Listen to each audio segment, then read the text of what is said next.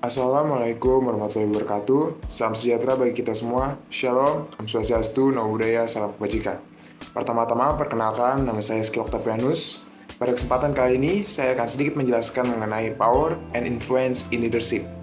Baik, untuk mempersingkat waktu, mari kita langsung saja masuk ke dalam materi. Oke, sebelum mengenal lebih jauh mengenai power and influence in leadership, teman-teman perlu tahu dulu nih, apa itu power dan influence. Oke, yang pertama ada kekuasaan atau power. Di sini ada beberapa ahli. Yang pertama ada House, Robbins dan Judge, kemudian ada Wagner dan Hornbeck. Jadi kekuasaan adalah kemampuan seseorang mempengaruhi orang lain, sehingga orang lain tersebut akan berperilaku sesuai dengan yang diharapkan oleh orang yang memiliki kekuasaan. Kekuasaan juga dapat diartikan sebagai kemampuan untuk mengatasi atau bertahan dari pengaruh orang lain yang tidak diinginkan. Jadi maksudnya semakin tinggi kekuasaan seseorang, maka semakin kecil dia bisa dipengaruhi orang lain. Baik, berikutnya adalah pengaruh atau influence. Jadi pengaruh adalah sesuatu yang timbul dari orang atau benda yang membentuk sebuah kekuatan. Pengaruh seseorang yang dengan inovatif dan kompeten akan lebih mudah sukses jika dibandingkan dengan orang yang dipengaruhi. Baik, masuk ke sumber berikutnya, itu adalah sumber kekuasaan. Untuk sumber kekuasaan sini ada dua. Yang pertama ada interpersonal source of power atau sumber kekuasaan individual. Yang kedua ada interdepartmental source of power atau sumber kekuasaan struktural. Baik, pertama kita masuk ke dalam sumber kekuasaan individu. Sumber kekuasaan individu bagi menjadi dua juga. Pertama kekuasaan posisi, dan yang kedua ada kekuasaan personal. Nah, dalam kekuasaan posisi ini ada tiga. Yang pertama, coercive power atau kekuasaan memaksa. Kekuasaan yang bersumber dari kemampuan untuk memberikan hukuman atau punishment dan ancaman. Kekuasaan ini dapat dimiliki seseorang karena memiliki informasi yang penting mengenai orang lain yang mempunyai pengaruh besar terhadap orang tersebut. Yang kedua ada reward power atau kekuasaan imbalan. Kekuasaan yang bersumber dari kemampuan mengendalikan sumber daya yang dapat mempengaruhi orang lain, misalkan dia dapat menaikkan jabatan, memberikan bonus, menaikkan gaji, dan sebagainya. Ketiga ada legitimate power atau kekuasaan formal. Kekuasaan yang bersumber dari posisi atau jabatan pada struktur organisasi formal. Orang ini memiliki kekuasaan sumber daya yang ada dalam organisasi. Anggota organisasi akan mendengarkannya karena ia memiliki kekuasaan formal dalam organisasi yang dipimpinnya. Baik, masih masuk ke dalam sumber kekuasaan individual. Di sini ada personal power atau kekuasaan personal. Jadi apa itu personal power? Personal power adalah kekuasaan yang dasar dari karakteristik yang unik yang dimiliki seorang individu. Ya, di personal power ada dua. Yang pertama ada expert power atau kekuasaan karya.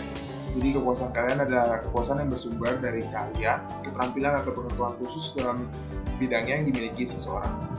Kemudian ada kekuasaan panutan atau referent power. Kekuasaan yang bersumber dari diri seseorang yang memiliki kepribadian yang menarik atau karisma tertentu. Kekuasaan ini menimbulkan kekaguman pada orang lain dan membuat orang yang mengaguminya ingin menjadi seperti orang tersebut. Baik, kita masuk ke sumber kekuasaan struktural. Di sini ada yang pertama ada dependensi atau ketergantungan. Kekuasaan yang dimiliki suatu kelompok terhadap kelompok lain. Jadi contohnya ada jika kelompok A bergantung akan bekerjasama dengan kelompok B. Jadi kelompok B memiliki pengaruh terhadap kelompok A. Nah, selanjutnya ada yang kedua, centrality atau centralan. Yaitu adalah ukuran tingkat pentingnya suatu departemen bekerja untuk tujuan utama organisasi. Jadi seperti kayak semakin penting sebuah departemen untuk sebuah organisasi, maka kekuasaannya akan semakin besar. Kemudian ada sumber dana atau financial resource. Jika departemen yang dapat menghasilkan sumber dananya sendiri, khususnya jika departemen tersebut mampu menghasilkan pendapatan lebih besar dari departemen lainnya, maka departemen tersebut akan mendapatkan kekuasaan. Sumber berikutnya yaitu adalah bagaimana kekuasaan diperoleh atau dihilangkan.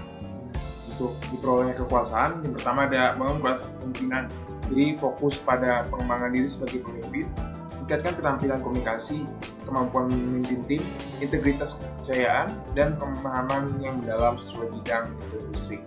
Kemudian buat hubungan, bangun hubungan yang baik dengan orang-orang di sekitar, jadilah pendengar yang baik, tunjukkan empati dan berikan pengakuan pada kontribusi mereka. Yang ketiga ada kompeten, menjadi ahli dalam bidang dan tunjukkan keahlian yang tinggi. Orang-orang akan melihat sebagai sumber pengetahuan yang berharga. Yang keempat, memberikan solusi. Pemimpin harus mampu mengatasi tantangan dan memberikan solusi yang efektif. Orang-orang akan melihatnya sebagai pemimpin yang kompeten dan akan mencarinya untuk membuat tujuan dan harapan. Baik, selanjutnya adalah hilangnya kekuasaan. Hilangnya kekuasaan bisa diakibatkan oleh beberapa faktor. Yang pertama ada tindakan eksternal. Kekuasaan dapat hilang ketika organisasi atau individu diharapkan pada tekanan eksternal yang cukup besar. Contohnya perubahan aturan dan regulasi atau ketidakpatuhan hukum.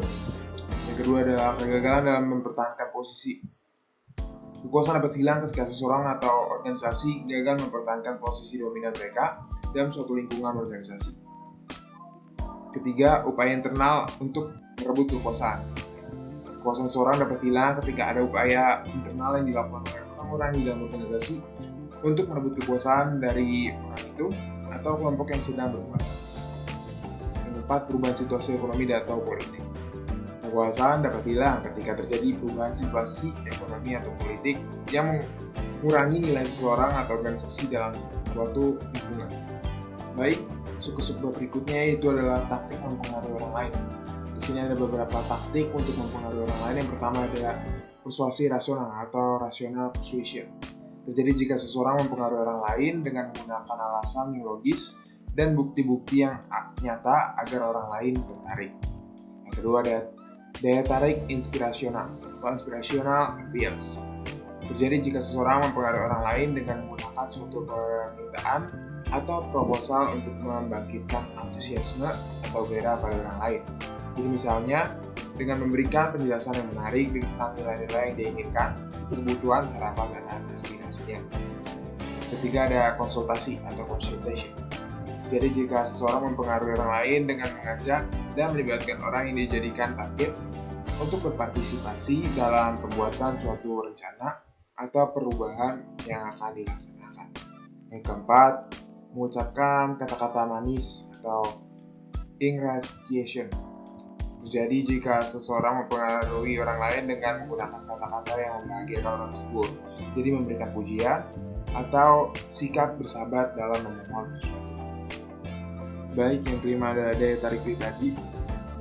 Daya tarik pribadi jika seseorang mempengaruhi orang lain atau memintanya untuk melakukan sesuatu karena merupakan teman atau karena dianggap loyal. Jadi maksudnya itu orang yang memiliki daya tarik pribadi kayak seseorang yang memiliki karakteristik yang sudah dikenal gitu jadinya karakteristiknya oleh orang lain. Yang keenam juga ada pertukaran atau exchange. Jadi jika seseorang mempengaruhi orang lain dengan memberikan suatu keuntungan tertentu kepada orang yang dijadikan target sebagai imbalan atas kemauannya mengikuti suatu permintaan tertentu. Yang ketujuh ada tekanan atau pressure. Jadi jika seseorang mempengaruhi orang lain dengan menggunakan ancaman, peringatan, atau permintaan yang berulang-ulang dalam sesuai mengesahkan atau legitimation.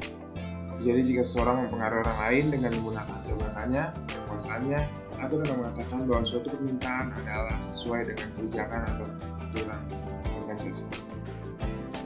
Baik, masuk ke studi kasus. Di sini ada pengaruh reward dan punishment terhadap kinerja karyawan studi kasus CV Eramas. Jadi kondisi perusahaan CV Eramas Merauke merupakan perusahaan yang bergerak di bidang elektronik dan bahan bangunan di mana menyediakan berbagai kebutuhan konsumen menyangkut perlengkapan rumah tangga seperti alat bangunan. Nah, banyaknya perusahaan dagang yang berdiri di kota Merauke tentunya menjadikan tingkat persaingan yang semakin tinggi juga. Maka dari itu diperlukan sumber daya manusia yang mempunyai kinerja yang sangat baik agar bisa mempertahankan dan menjaga kelangsungan hidup perusahaan. Masalahnya, berdasarkan hasil survei dan wawancara dengan beberapa karyawan CV Eramas Merauke, ditemukan beberapa permasalahan yang mengakibatkan kinerja menurun di mana faktor reward dan punishment yang belum berjalan dengan baik. Dalam masalah reward, terdapat karyawan yang diapresiasi oleh pemimpin atas kinerja terbaiknya yang telah dihasilkannya. Tetapi terkadang ada pula karyawan yang tidak mendapat apresiasi atas apa yang mereka berikan kepada perusahaan. Hal ini dianggap tidak adil oleh karyawan dan menimbulkan kecemburuan antar sesama karyawan. Masalah lainnya menyangkut punishment yang dimana belum berjalan dengan efektif karena masih terdapat karyawan yang melanggar peraturan yang ditetapkan perusahaan secara berulang kali. Seperti halnya terlambat dalam bekerja, serta masih ditemukan karyawan yang tidak disiplin masuk. Nah, untuk solusinya yang pertama memberikan punishment untuk karyawan yang melanggar aturan dan pelanggaran sesuai dengan pelanggaran yang dilakukan. Yang kedua, pemimpin bisa memberikan reward atas kinerja karyawan dengan adil sesuai dengan kontribusinya pada organisasi dan juga dengan menyesuaikan dana yang dimiliki perusahaan.